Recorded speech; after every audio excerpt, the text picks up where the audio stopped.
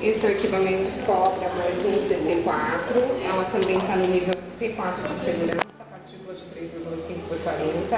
Ela fragmenta papel e cartão de crédito. De 12 a 14 folhas por vez a 4, gramatura 70.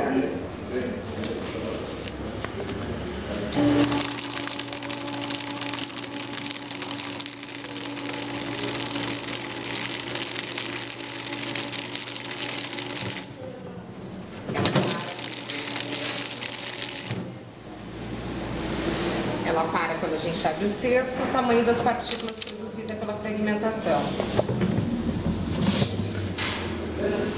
Ela também tem esse visor externo, onde é possível visualizar quando o cesto está